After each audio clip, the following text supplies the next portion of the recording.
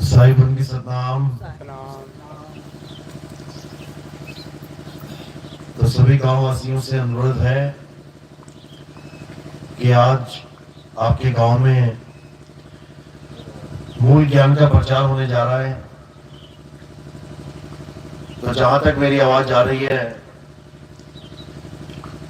जहां तक भी आवाज पहुंच रही है, वो भगत भाई पंडाल में आने की कृपा करें, जिससे उनको भी समझ में आए कि इस अनमोल मनुष्य जन्म का क्या मकसद है, क्या करने के लिए संसार में आए हैं, ताकि इस इंसान को हम लेखे लगा सकें, इसको सफल कर सकें। बिना ज्ञान के ऐसे ही जीवन जा रहा है, एक एक सांस खत्म हो रही है, देखते देखते ये शरीर खत्म हो जाएगा और जो काम करने के लिए आए हैं वो पूरा नहीं हो पाएगा। तो आज मौका है, अच्छे से इस ज्ञान को समझें, अच्छे से इस ज्ञान को जानें और अपनी आत्मा का कल्याण करें।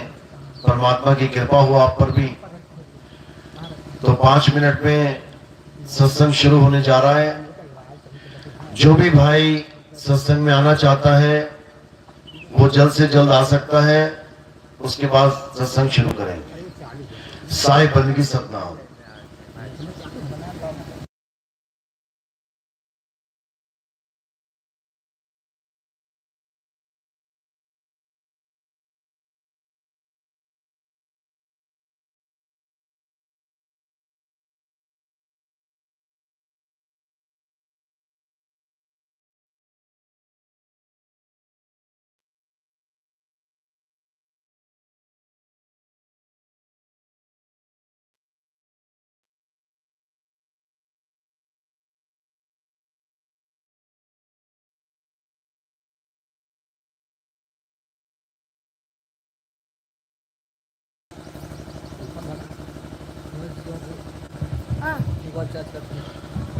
साहिब उनकी सतनाम। तो आज परमात्मा की अपार कृपा से बांदा में मूल ज्ञान का प्रचार प्रसार होने जा रहा है। बहुत बड़े भाग हैं उन जीवों के जो अपने पूरे जीवन काल में एक बार भी इस मूल ज्ञान को सुन पाते हैं, और उससे भी बड़े भाग हैं उन जीवों के जो इस मूल ज्ञान को थोड़ा सा भी समझ पाते हैं। क्योंकि अगर मालिक की कृपा है, परमात्मा की दया है, ये ज्ञान तभी समझ में आ सकता है, नहीं तो सारी उम्र भी इसको कोई सुन ले उसकी तब भी समझ में नहीं आएगा। ये अपार कृपा है बंदी छोड़ की, मालिक की, परमपिता परमात्मा की, कि जीव की बुद्धि में ये ज्ञान अगर घुस गया तो फिर और कोई ज्ञान नहीं जाता और कुछ समझ में नहीं आता फिर।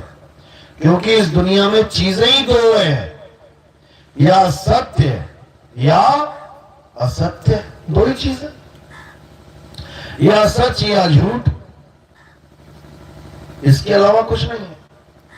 तो आज इसी सत्य और इसी असत्य का निर्णय करेंगे, जानेंगे कि हम जिसके साथ जुड़े हैं, हमारा परिवार, हमारा खानदान, हमारे पूर्वज जिस चीज के साथ जुड़े हैं, जिस पूजा पद्धति के साथ जुड़े हैं, क्या वो सत्य है या असत्य है, बस इतना जानेंगे, बिना भेदभाव किए, बिना ये सोचे कि नहीं मैं तो हिंदू हूं, मुझे तो यही बताया गया है, मेरे पूर्वजों को भी यही बताया गया था, ये छोड़ दो। कोई सोचे मैं मुस्लिम हूं, मुझे तो 5 टाइम की नमाज बताई गई है पढ़ने को, मुझे तो ऐसे, वो छोड़ दो। बस ये देखेंगे सत्य है कि नहीं है। कोई ईसाई है, कोई सिख है, क्या क्या बताया गया उनके धर्मों में, उसको फॉलो कर रहे हैं, छोड़ दो। बस ये निर्णय करना है आज कि सत्य है या असत्य है, क्या बताया है क्या नहीं बताया वो बाद में देखेंगे, क्योंकि हर धर्म में हर चीज अलग अलग ही बताई गई है, तभी तो झगड़ा हो रहा है। परमात्मा एक है ये सब बोलेंगे, मुसलमान भी कहेगा खुदा एक है जिसने सारी दुनिया बनाई है, हिंदू भी कहेगा परमात्मा एक है, सिख भी कहेगा वाहिगुरु तो एक ही है, ईसाई भी कहेगा कि गॉड एक ही है। लेकिन आप देखोगे तो सारा सिस्टम अलग अलग चल रहा है उनका। हिंदू कुछ कर रहा है, मुसलमान कुछ कर रहा है, सिख कुछ कर रहा है, ईसाई कुछ कर रहा है, जबकि मानता एक ही परमात्मा को है। तो अब ये जो अपनी अपनी अलग अलग तरीके की जो गतिविधियां हैं, अब इस पे प्रकाश डालेंगे कि ये सत्य है कि असत्य है, क्योंकि सब अपने आप को सत्य मान के बैठे हैं कि जो हमारे पास है वही सत्य है, बाकी सब झूठे हैं। तो आज बिना पक्षपात के कि कौन हिंदू कौन मुस्लिम कौन सिख कौन ईसाई, छोड़ दो इसको, सत्य है या नहीं है। कोर्ट में क्या पूछा जाता है, गवाह आता है ना जब बताने के लिए, क्या कहते हैं, जो बोलूंगा सच बोलूंगा, सच के सिवा कुछ नहीं बोलूंगा। इससे मतलब नहीं है कि हिंदू है कि मुसलमान के सिख की ईसाई, इससे मतलब नहीं है, उसका मतलब है सत्य से, जो हुआ सच बता दे, बात खत्म। तो इसी प्रकार आज सत्य का निर्णय करेंगे और सत्संग शुरू करने से पहले मालिक के नाम पे जयकारा लगाएंगे। बोलिए परमपिता परमात्मा की, सदगुरु बंदी छोड़ कबीर साहिब की, सभी संतों की, सभी भक्तों की, आज के आनंद की, सकल हंस को बंदगी, साहेब बंदगी सतनाम। तो कबीर साहब समझा रहे हैं कि सत्य नाम है सार, बूझो संत विवेक करी, उतरो भवजल पार, सतगुरु का उपदेश यही। कह रहे सत्य नाम है सार। इस दुनिया में दो ही चीजें हैं, एक सार और एक असार। सार यानी सच, असार यानी झूठ। तो हमें कैसा गुरु चाहिए? अरे सतगुरु ऐसा चाहिए जैसा सूप सुहाए और सार सार तो गही रहे, थोथा दे उड़ाए।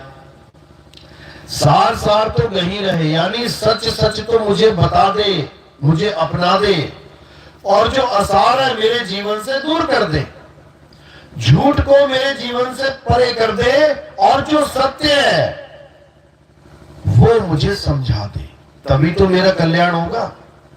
अब पता लगा सच बताया नहीं और झूठ के पुलिंदे बांध दिए, सिर पे लाद दिए तुम्हारे, तो सारी उम्र क्या ढो रहे हो? झूठ ही ढो रहे हो। अब झूठ ढोगे तो झूठ मिलेगा, सत्य जानोगे तो सत्य मिलेगा। भाई विष पियोगे तो मरोगे, अमृत पियोगे तो अमर हो जाओगे। चीजें दो ही हैं बस। अब हमें क्या दे दिया गया है उस पर विचार कर लेना है। तो क्या है सत्य, क्या है असत्य? गीता के अध्याय 2:16 से पता चलता है कि क्या है सत्य क्या है असत्य। दूसरा अध्याय 16वां श्लोक क्या कहते हैं? हे अर्जुन, इस दुनिया में दो प्रकार के तत्व हैं। कौन कौन से? एक तो असत्य है और एक सत्य है।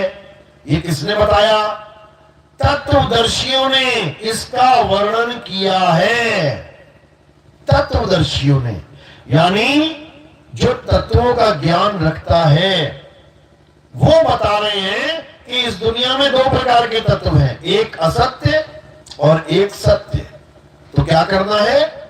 असत्य को त्यागना है और सत्य को ग्रहण करना है। अब असत्य है क्या, पहले तो यही पता लगे। तो असत्य की डेफिनेशन, असत्य की परिभाषा क्या बताई? हे अर्जुन, जो जन्मता और मर जाता है, क्या है वो? सत्य या असत्य? असत्य है। जो जन्मता है और मर जाता है वो असत्य है। जो पल पल बदलता है वो असत्य है। जो सदा एक सा नहीं रहता असत्य है, क्योंकि कई चीजें ऐसी हैं जो पल पल नहीं बदल रही हैं। जैसे ये कुर्सी है, ये पड़ी हुई है यहाँ पे, अब तुम देखोगे ये तो वैसी की वैसी है, सुबह से शाम हो गई वैसी की वैसी है, ये पल पल तो नहीं बदल रही। इसका मतलब शायद ये सच है, कुछ लोग ये भी मान सकते हैं। लेकिन तुम इसको पढ़ा रहने दो यहाँ पे 10 साल, तब क्या होगा? जब 10 साल बाद तुम ये कुर्सी देखोगे तो क्या हो जाएगा? इसका सड़ जाएगी, ये खत्म हो जाएगी। यानी इससे हमें पता लगता है कि भले दिख नहीं रही है, लेकिन ये भी पल पल बदल रही है। तो ये सत्य है या असत्य है? असत्य है। अब कोई कुर्सी की पूजा तो नहीं करेगा ना, क्योंकि असत्य है। असत्य को त्यागते जाओ और सत्य को ग्रहण करते जाओ। सार सार तो गही रहो और थोथा देओ उड़ाए। अब समझ लो और क्या है असत्य। ये काया असत्य है। जब आप पैदा हुए थे इतने से थे, इतने से, देखते देखते देखते देखते 5 फुट 6 फुट के हो गए, और देखते देखते देखते एक दिन ये शरीर अंत गति को प्राप्त हो जाएगा, यानी मर जाएगा। तो शरीर पैदा हुआ, शरीर मर गया। तो सत्य है कि असत्य है? असत्य है, असत्य है। पल पल बदल रहा है। तुम रोज फोटो खींचो अपनी, रोज 10 साल तक खींचते रहो, तो पहली फोटो और 10वें साल की आखिरी फोटो जब मिला के देखोगे तब तुम्हें समझ में आएगा भैया कितना बदल गया मैं। हर 10 साल बाद एक फोटो अपनी देखो तो तुम्हें लगेगा पता कि मैं कितना बदल गया। रोज बदल रहे हो, लेकिन रोज पहचान नहीं पा रहे हो कि मैं बदल रहा हूं। शीशे के सामने रोज खड़े होते हो, लेकिन जान नहीं पाते हो कि आज मैं इतना बदल गया कल से। लेकिन बदल रहे हो, बदलते बदलते खत्म हो जाएगा। तो ये शरीर सत्य है कि असत्य है? असत्य है। किसका? मेरा? सबका, सबका। जिसका भी छोटे से बड़ा हो रहा है शरीर, जिसका भी जन्म और मरण हो रहा है, वो असत्य है। राम जी भी पैदा हुए थे, छोटे हो रहे हैं, हो रहे हैं, हो रहे हैं। कृष्ण जी भी पैदा हुए, छोटे से बड़े हुए, हुए हनुमान, छोटे से बड़े हुए। सारे ऋषि मुनि पैदा हुए, सारे गण गंधर्व यक्ष पैदा हुए, सारे नबी पैदा हुए, सारे गुरुजन पैदा हुए, सारे भगत पैदा हुए। सबका शरीर छोटे से बड़ा हो रहा है कि नहीं? तो सत्य है कि असत्य है? असत्य है। समझ लो, ये परिभाषा है तत्वदर्शियों के द्वारा दी गई है। इसमें हमारे तुम्हारे भाव का, हमारे तुम्हारे विश्वास का, हमारी तुम्हारी श्रद्धा का कोई मतलब ही नहीं है। श्रद्धा का इसमें कोई लेना देना ही नहीं है। इसमें तो 2 चीजें हैं, सत्य या असत्य। जज के सामने उसका लड़का खड़ा है, उसने कत्ल किया है, तो जज उसको सजा देगा कि नहीं देगा? क्या कहेगा? यार तू तो मेरा बेटा है, छोड़ो, कोई बात नहीं, तूने कत्ल कर दिया, कोई बात नहीं, छोड़ देते हैं तुझे। ऐसा होगा क्या? नहीं होगा। क्यों? क्योंकि बात वहां पे सत्य और असत्य की चल रही है। किया है या नहीं किया है, हाँ या ना। किया है तो जेल में, नहीं किया है तो बाइज्जत भरी। इसमें कोई मतभेद है ही नहीं। इसी प्रकार अगर हम असत्य की पूजा करेंगे, भले किसी भी धर्म के क्यों ना हो, किसी भी जात के क्यों ना हो, किसी भी संप्रदाय के क्यों ना हो, असत्य की पूजा करने वाला सत्य को कभी प्राप्त नहीं कर सकता। चलो, शरीर का तो खेल खत्म हो गया। अब आगे चलते हैं, मूर्तियों पे आ जाते हैं। कई लोग करते हैं, हम तो मूर्ति की करते हैं, हम कबीरबंदी हैं, चलो कबीर साहब की मूर्ति ले लेते हैं। कबीर साहब की मूर्ति की पूजा कर रहे हैं लोग। मूर्ति को देखो कि बना कैसे रहे हैं। आज बनानी शुरू करी, 1 फुट की बना दी, कल को 2 फुट की, परसों 3 फुट की, फिर 4 फुट की, 5 फुट की, करते करते 100 फुट की मूर्ति बना दी कबीर साहब की। रोज तुम फोटो खींचो, रोज चेक करो, देखो तुम्हें बदलती हुई दिखाई देगी। तो जो बदल रही है वो क्या है? सत्य या असत्य? असत्य है। तो केवल कबीर साहब की मूर्ति असत्य है क्या? किसकी? सारी मूर्तियां असत्य है। तो किसकी पूजा कर रहे हो? असत्य की पूजा कर रहे हो। सत्य मिलेगा क्या? कभी नहीं मिलने वाला, क्योंकि तुम्हारे सारे भाव, तुम्हारी सारी भक्ति, तुम्हारा सारा विश्वास, श्रद्धा तुमने असत्य के साथ जोड़ दी है। अब समझो, और आगे चलते हैं। अब इससे आगे चलते हैं नामों पे। कई लोग कहते हैं ना हम मंदिर, ना हम मस्जिद जाते हैं, तो नाम जपते हैं।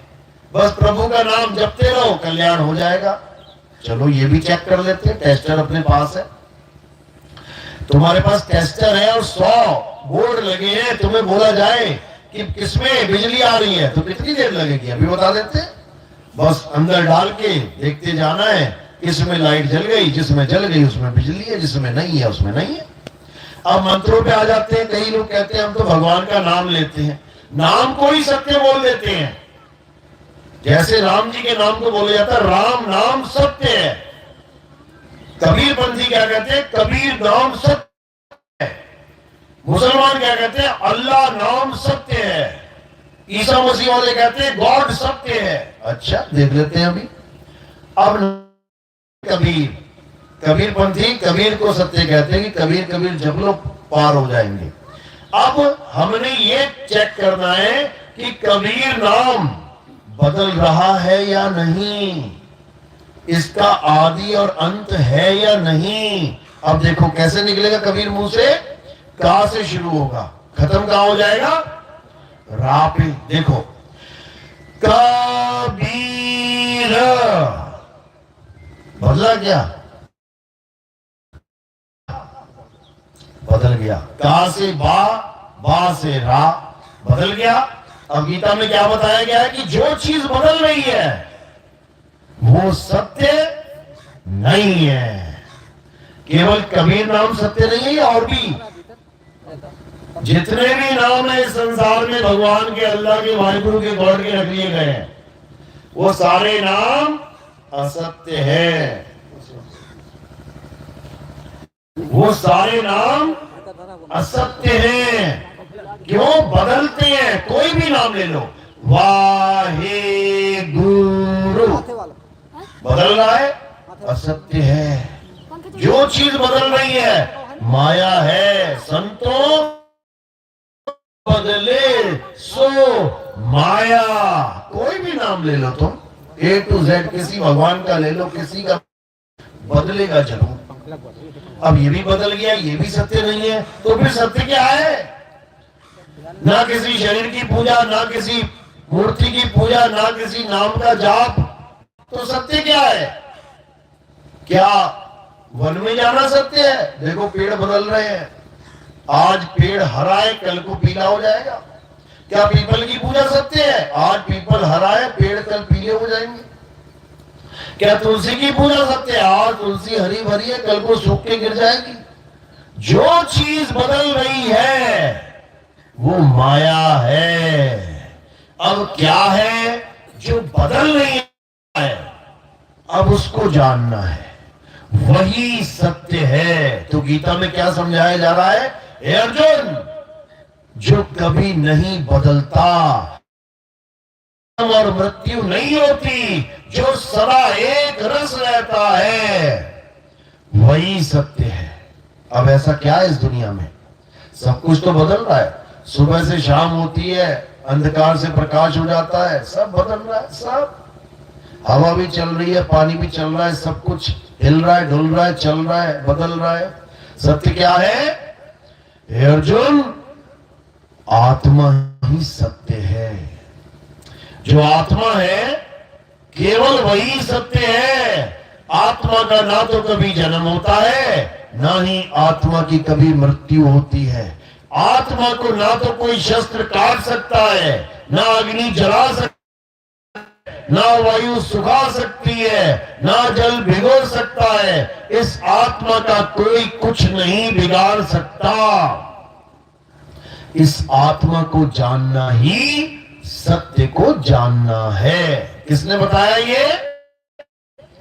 तत्वदर्शी संतों ने, तत्वदर्शी संतों ने। तो गीता में कुरुक्षेत्र में जब ये ज्ञान दिया जा रहा था अर्जुन को, तो अर्जुन ने पूछा इसको प्राप्त कैसे करेंगे? ये जो आप आत्मा के बारे में बता रहे हो कि नैनम छिन्दन्ति शस्त्राणि नैनम दहति पावका न चैनम क्रोधन तापे न शोषयति मारुता, इसको कैसे जानेंगे? तो कृष्ण जी ने क्या बोला? हे अर्जुन, अध्याय 4 34वां श्लोक पढ़ना।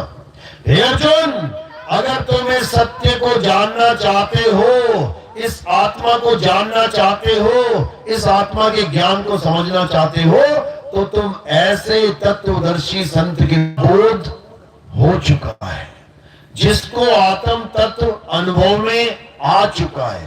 केवल तुम्हें तुम्हारे आत्म ज्ञान का भेद बता सकता है, वही तुम्हें आत्म तत्व का लखाव करा सकता है, वही तुम्हें तुम्हारा असली स्वरूप बता सकता है। तो क्या बोला? उनके पास जाओ, दंडवत प्रणाम, सेवा करो, छल कपट से रहित होकर उनसे ज्ञान प्राप्त करो, क्योंकि तुम उनके पास अपने कल्याण के लिए जा रहे हो, अपने पेट के इंतजाम के लिए नहीं। कई लोग आते हैं चेला बनने, किस लिए आते हैं? पेट के इंतजाम के लिए, कि चलो गुरुजी के पास क्या है हम भी जान लेते हैं, हम भी लट गाड़ देंगे कहीं पे, हम भी तंबू गाड़ देंगे, बन जाएंगे गुरुजी हम भी। लेकिन साहिब क्या कह रहे हैं? अरे पेट कारणे करे गुरुआई और पीढ़ी सहित नरक में जाई।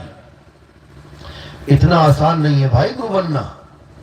साहिब समझा रहे हैं, क्योंकि गुरु बनेगा फिर अपने लड़के बच्चे को पैसा देना शुरू करेगा, फिर अपनी घरवाली को पैसा देना शुरू करेगा, पूरी पीढ़ी को पैसा खिलाएगा, उसके बाद सारी पीढ़ी नरक में जाएगी। तो क्या गया था अपना कल्याण करने के लिए और साथ वालों का भी बर्बाद करके आ गया। तो इसलिए क्या करना है? तत्वदर्शी संत के पास जाके तत्व ज्ञान प्राप्त करना है। तत्व का ज्ञान, ये मंत्र ज्ञान नहीं कि तुम गुरुजी के पास जाओ और मंत्र लेके आ जाओ। मेरे गुरुजी ने 2 नाम दे दिए, मेरे ने 5 नाम दे दिए, मेरे ने 7 नाम दे दिए। गुरु ज्ञान देता है, मंत्र नहीं देता। मंत्र कौन देता है? मंत्र देता है जपी। 3 कैटेगरी बताई साहिब ने, जपी, तपी, सन्यासी। जपी का मतलब होता है जो नाम जाप करता है। जैसे देखोगे वृंदावन में बैठे हैं सारे, क्या कर रहे हैं ये लोग? राधे राधे राधे राधे राधे राधे, पूरा दिन राधे राधे राधे राधे। अरे भाई उससे क्या हो जाएगा? उससे क्या हो जाएगा? तुम्हें प्यास लगी है, तुम पूरा दिन जपते रहो, पानी पानी पानी पानी, वाटर वाटर, जल जल जल जल। उससे क्या हो जाएगा?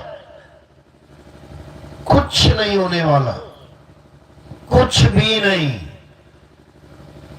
अगर कुछ होना है तो वो पानी से होगा, पानी से, और नहीं हो सकता किसी नाम के जाप से। तो जपी तपी, जपी ने तो जाप करवा दिया, अब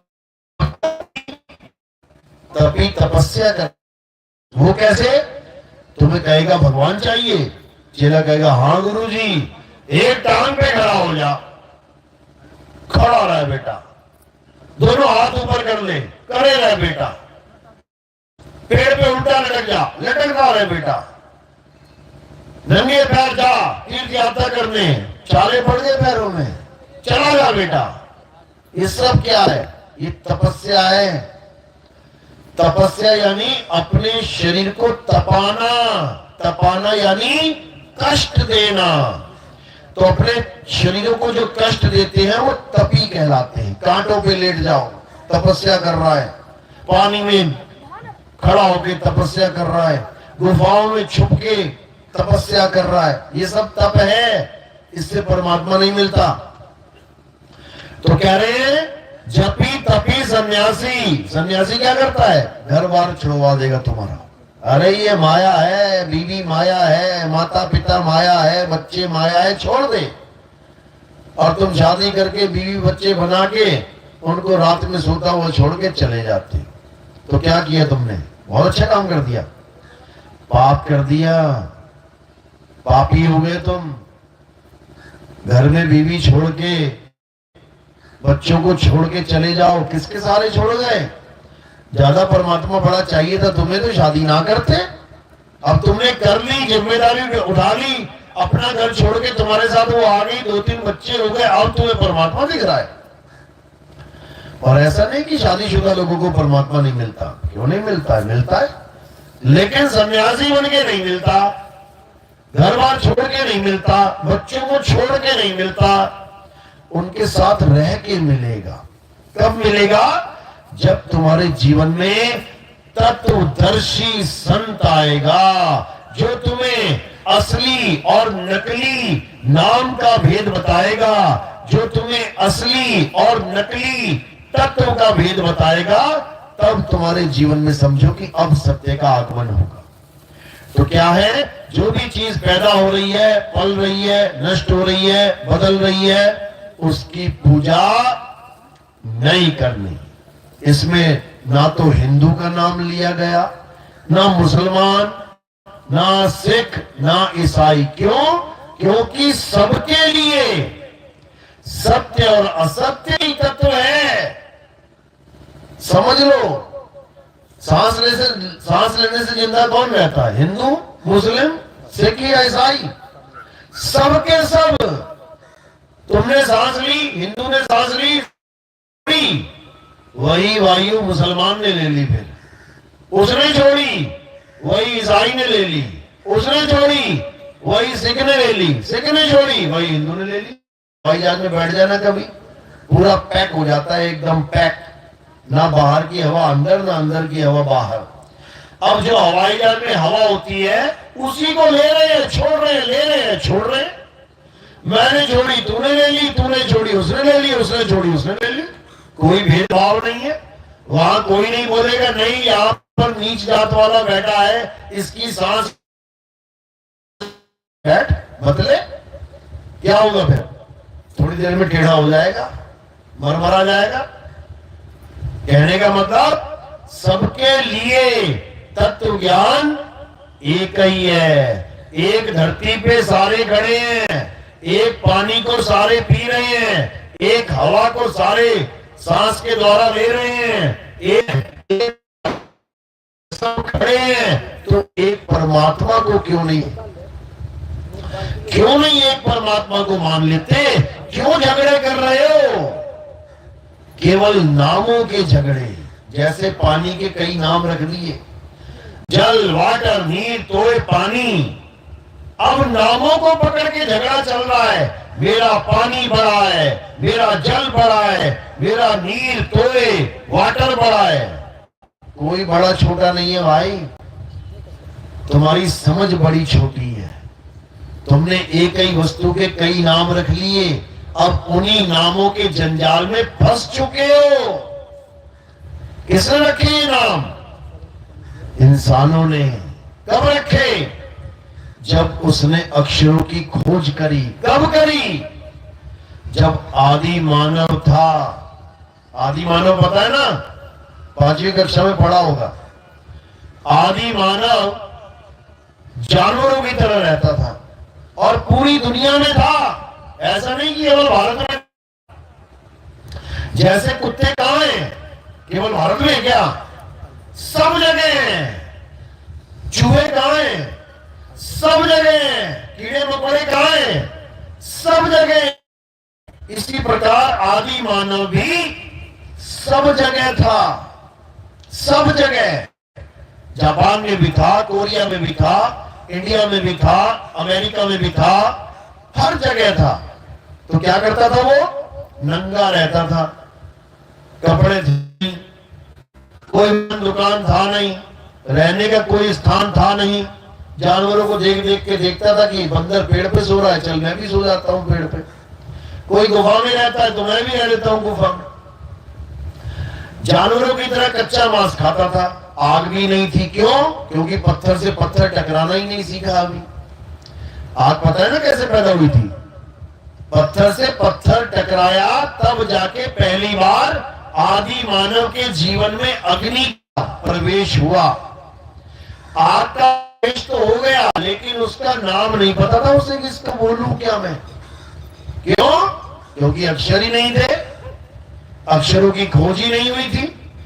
धीरे धीरे धीरे आग की खोज हुई, उसके बाद हथियारों की खोज हुई, जानवरों को आसानी से कैसे पकड़ना है, कैसे मारना है, बुद्धि चलने लग गई, शिकारी बन गया पूरा। उसके बाद धीरे धीरे अक्षर बनाने शुरू किए। कौन से देश वाले आदि मानव ने अक्षर बनाए? हिंदुस्तानियों ने केवल? सबने जो हिंदुस्तान में थे उन्होंने कौन कौन से अक्षर बनाए? जो उनके मुंह से निकले। आ ई उ ता खा गा ता ढा, सारे अक्षर बना के उसको लिपिबद्ध कर दिया, लिख लिया। अंग्रेज आदि मानव जो थे अमेरिका में, इंग्लैंड में, उन्होंने कौन से अक्षर बनाए? A B C D E F G. हमने कितने बनाए? 52 अक्षर। उन्होंने कितने बनाए? 26 अक्षर। उसके बाद क्या किया? उन अक्षरों से हर चीज का नाम रखना शुरू कर दिया, जो भी दिखाई दिया। हमने रखा पेड़, उन्होंने रखा ट्री। हमने रखा धरती, उन्होंने रखा अर्थ। हमने रखा पानी, उन्होंने रखा वाटर। हमने रखा आग, उन्होंने रखा फायर। हमने रखा आसमान, उन्होंने रखा स्काई। एक भी शब्द मैच नहीं हो रहा आपस में। हमने कुछ और नाम रख दिए, उन्होंने कुछ और नाम रख, लेकिन वस्तु एक ही थी। धीरे धीरे धीरे धीरे धीरे नाम रखते रखते सारे संसार में हर चीज का 3 लोक में जो दिख रहा है उसका नाम रख दिया। अच्छी बात है। अभी काली मिर्च, लौंग, इलायची दुकान पे और अक्षर ना हो, बोल के ना बता पाओ, तो दुकान पे तुम भी खड़े रहोगे और वो भी खड़ा रहेगा। ये लेने क्या आया है? तुम इशारे करते रहोगे, इशारा समझता रहेगा, दिन बीत जाएगा उसका। वो समाचार देखा ना इशारों वाला, गूंगे बहरों वाला, कभी देख लेना टीवी में खड़े होके, वो क्या क्या क्या क्या करता है, क्या पूरा अखबार सुना दिया उसने, पूरा न्यूज खत्म हो गया, तुम्हारे एक पल्ले न पड़ेगी बात, ये कह क्या गया। और जो गूंगा बहरा है वो एक एक बात समझ लेगा। क्यों? क्योंकि उसकी भाषा अक्षरों की भाषा नहीं, इशारों की भाषा है। ऐसा नहीं कि हम इशारे नहीं करते, हम भी करते हैं कई जगह। जब खाना बढ़िया बना होता तो क्या करते हैं? क्या है ये? बहुत बढ़िया। ऐसे भी करते हैं, बहुत बढ़िया। ऐसे भी करते हैं। क्या है ये? इशारे हैं, ये भाषा ही है ये एक तरह की, लेकिन किसकी है? गूंगे बहरों की। तो अच्छी बात है, इंसान ने इतनी प्रगति करी कि अलग अलग में हर चीज का नाम रख लिया, अपने बच्चों को पढ़ा दिया, सिखा दिया। आज भी हमारे घर में जो बच्चे पैदा होते हैं आदि मानव की औलादे हैं, वो एक अक्षर ना आता उनको, हमें सिखाना पड़ता है। बेटा बोलो माँ, माँ, पा, पा। जिस देश में पैदा होता है, जैसे माँ बाप मिलते हैं वैसे अक्षर लेके बैठ जाता है। अंग्रेज का बच्चा हिंदी क्यों नहीं बोलता? हिंदुस्तानी बच्चा जापानी क्यों नहीं बोलता? जापानी बच्चा चाइनीज क्यों नहीं बोलता? क्योंकि जैसे अक्षर समझाए गए वैसे पकड़ लिए। अब यहां तक तो समझ में आता है मैटर कि चलो ठीक है, कोई वाटर कह ले, कोई पानी कह ले, कोई जल कह ले, समझ में आती है बात, कोई झगड़ा नहीं है। अभी कोई कहे भैया एक गिलास ऑफ वाटर देना, दूसरा कहे भैया पानी है मेरे पास, हाँ कोई बात नहीं, दे दे, एक ही बात है। अब झगड़ा कहां होता है? जब भगवान के, अल्लाह के, वाहिगुरु नाम रख दिए जाते हैं। अरब वालों ने परमात्मा का नाम रख दिया अल्लाह, खुदा। अंग्रेजों ने रख दिया यहोवा, गॉड। हिंदुओं ने रख दिया ईश्वर, परमात्मा। सिखों ने रख दिया सत श्री अकाल, वाहिगुरु। तब भी समझ में आती है बात कि चलो अपनी अपनी बुद्धि के द्वारा परमात्मा का, अल्लाह का, वाहिगुरु का, गॉड का नाम रख दिया गया। लेकिन जब बात आ जाती है मतभेद पे, जब बात आ जाती है अज्ञानता पे, ये झगड़ा शुरू हो जाता है। कोई कहे मेरा राम बड़ा है और कोई कहे खुदाई ने। दोनों के झगड़े हो गए, लड़ पड़े, मर पड़े। लेकिन जो तत्व है जिसका नाम रखा गया है उसको कोई नहीं जान पाता। वो क्या? वो सत्य है जिसकी वजह से तुम यहां तक चल के आए हो। किसकी वजह से आए हो? घर से निकले थे, यहां बैठने के लिए आए, किसकी वजह से? आत्मा की वजह से। अब यहां से छोड़ के घर जा रहे हो, किसकी वजह से? आत्मा की वजह से। जय श्री राम बोल पा रहे हो, किसकी वजह से? आत्मा की वजह से। अल्लाह अकबर बोल पा रहे हो, किसकी वजह से? आत्मा की वजह से।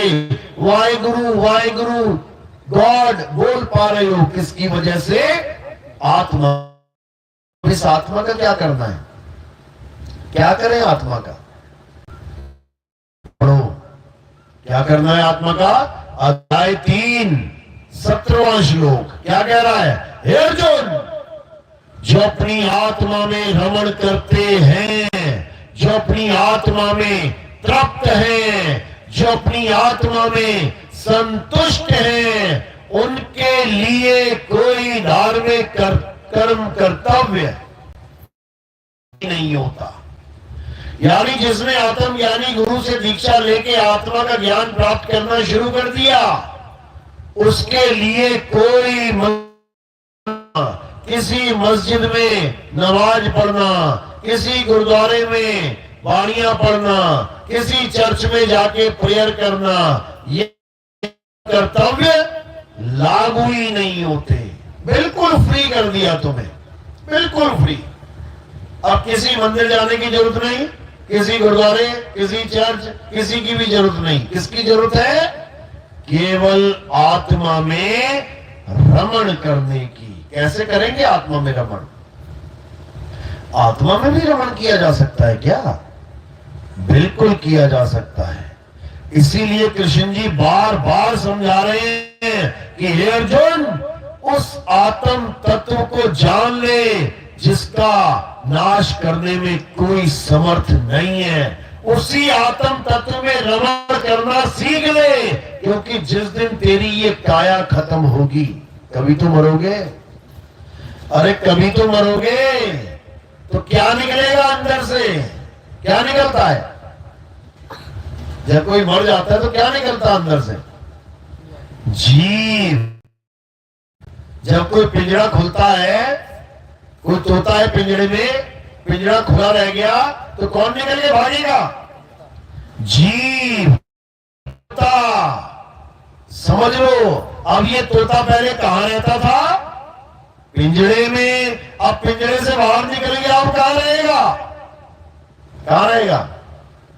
अगर इसको ज्ञान नहीं है कि मैं हूं, तो ये एक और पिंजरे में बैठ जाएगा जाके, गारंटी के साथ। जा ही नहीं सकता कहीं, ये जा ही नहीं सकता कहीं, क्योंकि 84 लाख पिंजरे बने हुए हैं। एक पिंजरा छोड़ा दूसरे में चला गया, दूसरा छोड़ा तीसरे में चला गया, तीसरा छोड़ा चौथे में चला गया। कुत्ता, बिल्ली, हाथी, घोड़ा, बकरा, सूअर, बिच्छू, सांप, गधा, ये सब पिंजरे हैं।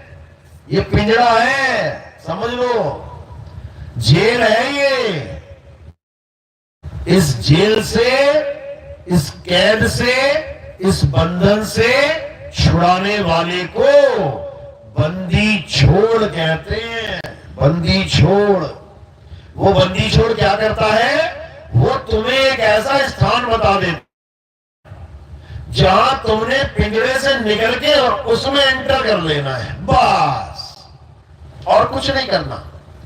पिंजरे को छोड़ते ही उस शब्द गुरु में, उस आत्मा में एंटर कर जाना है आपने। और उसके बाद जैसे तुम आज पिंजरे में रह रहे हो, वैसे तुम सदा सदा के लिए आत्मा में रहोगे। इतना समझ लो, क्योंकि तुम हमेशा यही चाहते हो कि मैं बार बार घर ना बदलूं। राक्षस भी यही चाहते थे। अभी तुम्हारे हाथ में थाली दे दे और कहे पूजा करो राम जी, हनुमान जी, कृष्ण जी, विष्णु जी, शंकर जी की, और वो प्रकट हो जाए, तो क्या मांगोगे? क्या मांगोगे बताओ? कोई यूपीएससी की तैयारी कर रहा हो, कहेगा भगवान मेरी नौकरी लग जाए। किसी की शादी नहीं हो रही है, भगवान बढ़िया सी लड़की मिल जाए शादी के लिए। शादी हो गई, बच्चे नहीं हो रहे, तो कह रहा है भगवान बच्चा हो जाए। फसल नहीं सही हो रही है 2-4-5 साल से, हे भगवान फसल सही हो जाए। बस यहीं तक बुद्धि सीमित है इंसान की। और जब राक्षस भक्ति करते थे, राक्षस जिनको तुम राक्षस कह रहे हो, अरे भगवान तुम्हारे कहने पे कभी प्रकट नहीं हुए। राक्षस के मंत्र जाप के बाद ही प्रकट होना पड़ जाता था। राक्षसों को यह ज्ञान किसने दिया कि भगवान को कैसे प्रकट करवाया जाता है? किसने दिया? किसने दिया? उनके गुरुजी ने। राक्षसों के भी गुरु होते हैं। क्या नाम था उसका? कृपाचार्य। कृपाचार्य जब उसने राक्षसों को ज्ञान दिया, क्या ज्ञान दिया? कृपाचार्य कि शुक्राचार्य? कृपाचार्य क्या है बोल रहे? शुक्राचार्य।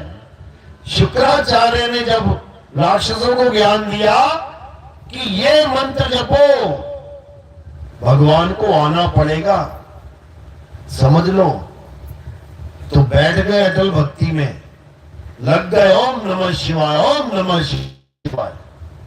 भगवान प्रकट हो गए। तो उन्होंने क्या मांगा कि मेरी नौकरी लग जाए भगवान, मेरी ब्याह हो जाए, बच्चे हो जाए। क्या मांगा? भगवान मुझे अमर कर दो। देखो बुद्धि, जिसको तुम राक्षस समझ रहे हो उसका आईक्यू इतना हाई लेवल है, वो कह भगवान आ ही गए तो क्यों ना मुक्ति मांग लेते हैं, अमरता मांग लेते हैं। लेकिन ये अमरता उनको नहीं मिली। क्यों नहीं मिली? क्योंकि वो जिससे मांग रहे थे वो खुद ही अमर नहीं है, किसी को और क्या अमरता देंगे? क्या बोलते थे भगवान कि भाई जिसका जन्म हुआ है मृत्यु निश्चित है, तुम इस अमरता के अलावा कुछ और मांग लो। अब लगाता था बुद्धि, अब क्या किया जाए? बड़ी बुद्धि लगाई, बड़ी बुद्धि लगाई। किसी ने स्वर्ग मांग लिया, किसी ने कुछ मांग लिया, कुछ मांग लिया। ज्यादा इंटेलिजेंट आया जब, उसने क्या मांगा? अच्छा अमर नहीं करोगे, कोई बात नहीं, ठीक है, मांगते हैं वरदान, बोलो क्या चाहिए। तो कहता मैं दिन में ना मरूं, मैं रात में ना मरूं, मैं धरती पे ना मरूं, मैं आसमान पे ना मरूं, मैं अस्त्र से ना मरूं, मैं शस्त्र से ना मरूं, मैं आदमी से ना मरूं, मैं जानवर से ना मरूं। कितना बोला? मैं घर में ना मरूं, मैं घर से बाहर ना मरूं। कितनी बुद्धि लगाई, कितना दिमाग लगाया कि अमर होना है। लेकिन उसे नहीं पता कि जो वरदान दे रहा है ना वो तेरा भी बाप है। तथास्तु करके निकल गए और उसकी मौत का पूरा इंतजाम कर दिया। कौन से अवतार में? नरसिंह अवतार में। ये घुटने पे रख के फाड़ा पेट नाखून से। ना अस्त्र यूज किया, ना शस्त्र यूज किया, ना धरती पे रहने दिया, ना आसमान में, जान पे, ना घर के अंदर ना बाहर, बिल्कुल बीच में खड़े होके। ना आदमी ने मारा ना जानवर, आधा आदमी आधा जानवर, समझो। ना दिन में मारा ना रात में, शाम को मारा। तो ऐसे करके उसका भी सफाया कर दिया। लेकिन अगर इनका गुरु ज्ञानी होता और इनको तत्व ज्ञान दे देता तो किसी भी राक्षस को, किसी भी देवी देवता को प्रसन्न करने की जरूरत नहीं पड़ती। क्यों? क्योंकि जो वरदान वो मांगना चाहते थे वो उनके पास पहले से ही विराजमान है। तुम भगवान से क्या मांगोगे जो तुम्हारे पास नहीं है? अब आत्मज्ञान में क्या होता है? आत्मा तुम्हारे पास पहले से ही है, अब मांगोगे क्या? अब जो तुम्हारे पास पहले से है बस उसका ज्ञान चाहिए। और कुछ नहीं। आत्म ज्ञान चाहिए, आत्मा तो पहले से ही है। यानी तुम्हें उस वस्तु के बारे में जानकारी चाहिए जो वस्तु तुम जेब में लेके घूम रहे हो, जो तुम्हारे पास है। कोई दे नहीं सकता किसी को। कोई आत्मा दे सकता है क्या किसी को? कोई नहीं दे सकता। तो इसीलिए कबीर साहब कह रहे हैं, जल में मीन प्यासी, मोहे देखते आवे हासी, आत्म ज्ञान बिना नर भटके, कभी काबा कभी काशी। कह रहे भटक रहे हैं वो लोग जो काबा की तरफ भाग रहे हैं, कोई काशी की तरफ भाग रहा है, और जिसको वो पाना चाहते हैं वो उसकी आत्मा में विराजमान है।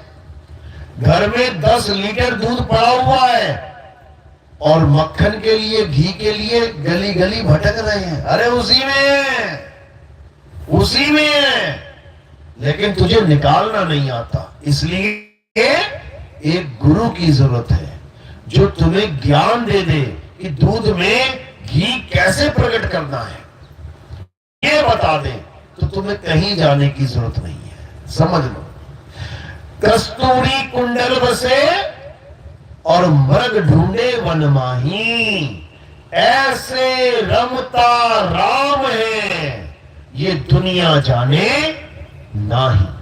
कहते हैं वो रम सब में रमा हुआ है, वो आत्मा सब में है। किसमें आत्मा नहीं? हाथ खड़ा करो। सब में है। सब लेके आए हो अपनी अपनी आत्मा।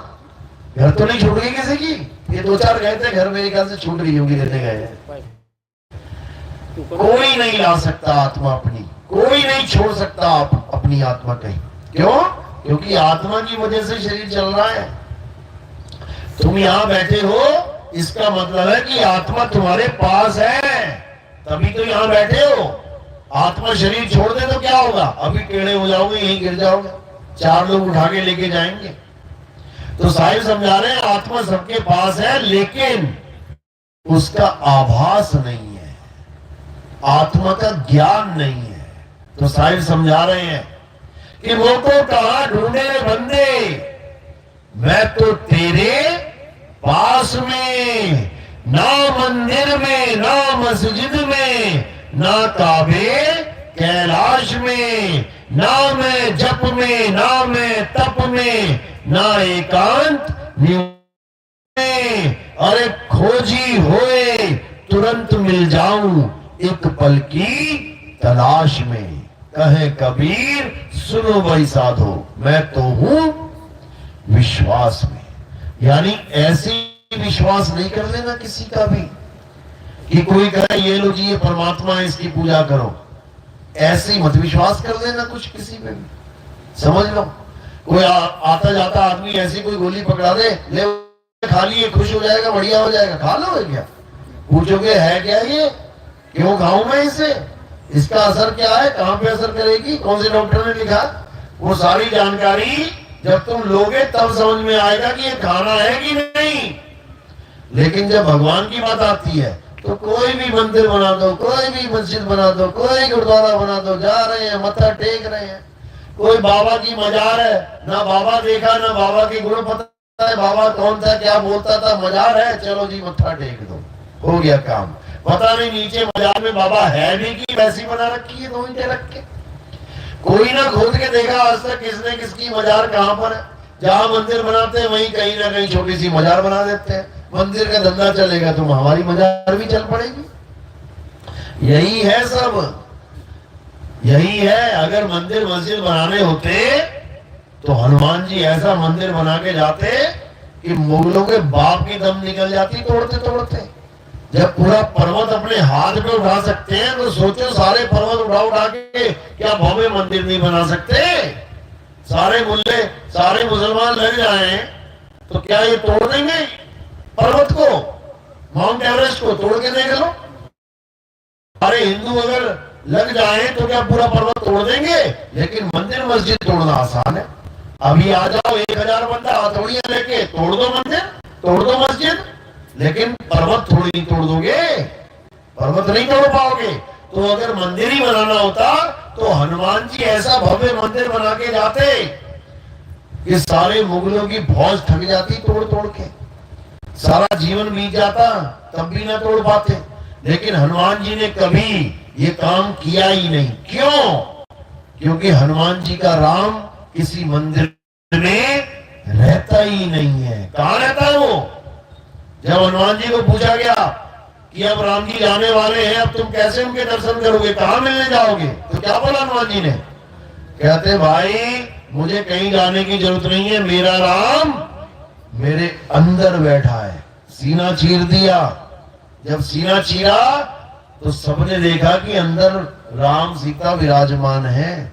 यह हम संकेत दिया गया है कि तेरा साईं तुझ में है, जाग सके तो जाग। कैसे है मुझ में? जैसे तिल में तेल है, ज्यों तिल माही तेल है, और ज्यों चकमक में आग, तेरा साईं तुझ में है, जाग सके तो जाग। यानी कहीं जाने की जरूरत नहीं है, जहां तुम बैठे हो वही तुम्हारी आत्मा है, और उसी आत्मा में परमात्मा है। कहां जाऊं, किसके पीछे जाऊं? तो कहीं जाने की जरूरत नहीं है। आत्म में राम और राम में आत्म, चीनस गुरुमुख विचारे। बस चीनना है गुरु के विचारों के द्वारा। जो गुरु तुम्हें विचार दे रहा है, जो गुरु तुम्हें ज्ञान दे रहा है, उस ज्ञान को परखना है, सत्य असत्य का निर्णय करना है, असत्य को त्यागना है, सत्य को पकड़ना है। जिसने आत्मा रूपी सत्य को पकड़ लिया, समझ लो वो अमर हो जाएगा। अमर, ये नहीं कि शरीर नहीं खत्म होगा, शरीर तो मरेगा, नाशवान है, लेकिन आत्मा अमर है और तुम आत्मा ही हो जाओगे। इसको अच्छे से समझ लो। मेरी बात समझ में आ रही है? किस किस के आ रही है? हाथ खड़ा करो जरा। बहुत अच्छी बात है। एक बार फिर से हाथ खड़ा करो जिसको समझ में आ रही है। बहुत बढ़िया, बहुत बढ़िया। क्योंकि ये आत्म ज्ञान है, ये तत्व ज्ञान है। ये कोई धर्म मजहब का भेद नहीं है कि राम जी की जय बोलो कि अल्लाह अकबर बोलो। जो बोलना है बोलो, जल बोलो, वाटर बोलो, नीर बोलो, तोय बोलो। हजारों नाम है, हजारों नाम ले लो। नामों से क्या झगड़ा भाई? मेरे किसी दोस्त का नाम घर में रख दिया राजेंद्र सिंह, पड़ोसियों ने रख दिया राजू, किसी और ने रख दिया प्यारे, किसी ने रख दिया बाबू। नामों से क्या झगड़ा है? उस एक के ही सारे नाम हैं। कोई अल्लाह कह रहा है, कोई वाहिगुरु कह रहा है, कोई गॉड कह रहा है। अरे वो एक है, उसका प्रमाण है। क्या प्रमाण है? चारे किताबें उठा लो। किताबें कौन कौन सी? वेद उठा लो, बाइबल उठा लो, कुरान उठा लो, गुरु ग्रंथ साहब उठा लो। चारों में क्या लिखा है? कि ईश्वर ने सूरज बनाया, अल्लाह ने सूरज बनाया, गॉड ने सूरज बनाया, वाहिगुरु ने सूरज बनाया। तो कितने सूरज हैं? कितने होने चाहिए थे? 4। अगर ये अलग अलग हैं तो चारों किताबें सच बोल रही हैं, झूठ कोई नहीं बोल रहा। लेकिन जब चारों किताबों में लिखा है अल्लाह ने सूरज बनाया, वाहिगुरु ने सूरज बनाया, गॉड ने, अरे तो 4 सूरज होने चाहिए थे। लेकिन यहां कितने हैं? एक है। इसका मतलब तत्व तो एक ही है, लेकिन रखने वालों ने उसके नाम अलग अलग रख दिए। बस झगड़ा यही है, झगड़ा इतना ही है। मैं इसको सूरज बोलूं, सन बोलूं, किसी को कोई आपत्ति नहीं। मैं पानी को जल बोलूं, वाटर बोलूं, नीर बोलूं, तोय बोलूं, किसी को कोई आपत्ति नहीं। मैं अल्लाह को वाहिगुरु बोल दूं, वाहिगुरु को राम बोल दूं, राम को गॉड बोल दूं, गॉड को यहोवा बोल दूं, सारे पीछे पड़ जाएंगे एक दूसरे के। भाई अगर भगवान के नाम किसी ने रखे हैं तो उसके गुण देख के रखे हैं। गुण, जैसे किसी ने नाम रखा राम। राम कब रखा? जब राम जी पैदा हुए तब राम नाम आया इस दुनिया में। जब राम जी पैदा हुए क्या तब राम नाम आया? अरे उससे पहले ये नाम प्रचलन में था, तभी तो नाम रखेंगे। यानी नाम पहले से बना हुआ है तो उसका नाम रखेंगे। अगर वो नाम ही ना होता तो राम नाम किसका रखते हो? समझो, ईंटें तुम्हारे पास पड़ी है तभी तो घर बनेगा। ईंटें हैं नहीं और तुम कहो घर बना दिया हमने, कैसे बना दोगे? यानी कि या रा ला वा पा फा बा भा मा, रा और मां पहले से था, लेकिन गुण के आधार पे। राम का मतलब क्या होता है? जो सब में रम जाता है, रमता राम, इसलिए उनका नाम राम रखा गया, क्योंकि आत्मा सब में रमी हुई है। नाम किसका रखा? राम। शरीर की आत्मा का? किसका नाम? शरीर का। अगर शरीर पैदा हो जाए और उसमें आत्मा ना हो तो किसका नाम रखोगे? मुर्दा बच्चा पैदा हुआ ना घर में कभी किसी गांव में, क्या नाम रखा मुर्दे का? कोई नाम नहीं। ये सारे नाम आत्मा के नाम हैं। जो तुम्हें नाम दिए गए हैं ये तुम्हारी आत्मा को नाम दिया गया है, दिया शरीर के आधार पे गया है। समझ लो, अगर लड़का पैदा हो गया तो बलविंदर सिंह, लड़की पैदा हो गई बलविंदर कौर, लड़का पैदा हो गया राम सिंह, लड़की पैदा हो गई रमिया देवी, शरीरों के आधार पे। लेकिन नाम जीवित को दिया जा रहा है, मुर्दे को नहीं। इसीलिए राम जी का नाम आत्मा को दिया गया, क्योंकि वही आत्मा सब में विराजमान है। इसलिए राम नाम सब में विराजमान है। तुझ में राम, मुझ में राम, सब में राम समाया, और सबसे कर लो प्रेम जगत में कोई नहीं पराया। तुझ में राम, मुझ में राम। हिंदुओं में तो समझ में आ रही है बात। अब मुल्ला जी के पास चले जाते हैं। हाँ जी मुल्ला जी, आप में राम मुझ में राम, बात सच है क्या? अरे भैया हम, हमारे अंदर राम नाम नहीं है, तेरे अंदर ही होगा राम। अब मुल्ला जी क्यों नहीं समझ पा रहे हैं? क्योंकि वो राम को वो राम मान बैठे हैं जो शरीर है।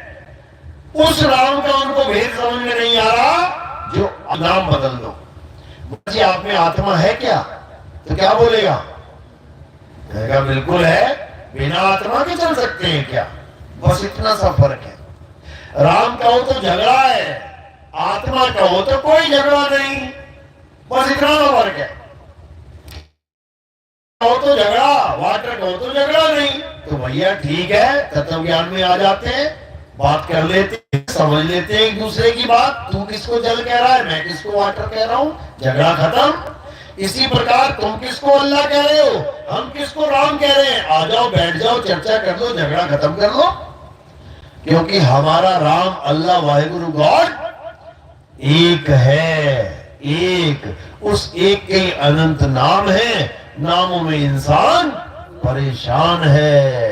दिक्कत ये है। चलो, तो आज का सत्संग यही समाप्त करते हैं, और अगला सत्संग अब इलाहाबाद में होगा, 2 घंटे के बाद लाइव चलेगा।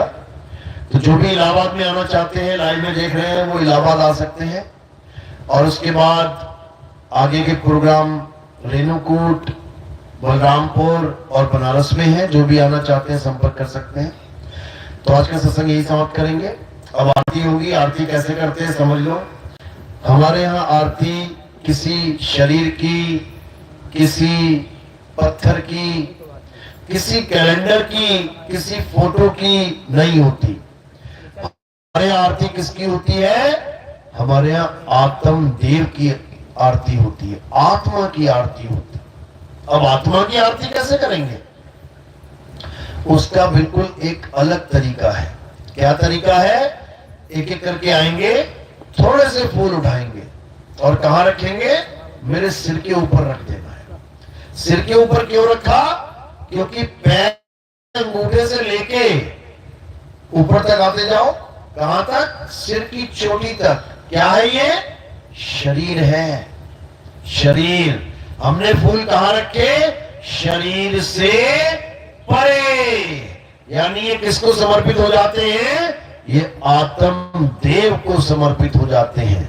हमारे यहाँ आत्मा की पूजा है, हमारे यहाँ संत को आत्मा बताया गया है, हमारे यहाँ साधुओं को आत्मा बताया गया है, भगवान को आत्मा बताया गया है, इसलिए आत्मा की पूजा करते हैं। संत हमारी आत्मा, हम संतन जीव, संतन हम में रवि रहे, जीव माखन में घी। तो अब आत्मा की आरती होगी और कोई प्रचार प्रसार में योगदान करना चाहेगा तो वो सेवा केवल पैरों में रखनी है। फूलों का स्थान सबसे ऊपर और माया का स्थान सबसे नीचे, और कोई बंधन नहीं है। जिसकी जो श्रद्धा है वैसी सेवा कर सकता है, नहीं भी करनी है तब भी कोई दिक्कत नहीं, आरती सब कर सकते हैं। साईं की सपना। तो आज का सत्संग यही समाप्त करते हैं। बोलिए परमपिता परमात्मा की, सतगुरु बंदी छोड़ कबीर साहेब की, सभी संतों की, सभी भक्तों की, आज के आनंद की, सकल हंस को बंदगी। साहेब बंदगी सतनाम। सतगुरु नितिन साहेब जी की जय। आरती लगा लो बेटा, वो लगाना, जय जय सत्य कबीर। ये ऐसा करें, एक चार्ज ऊपर रखा कोई ना, फूल बटा,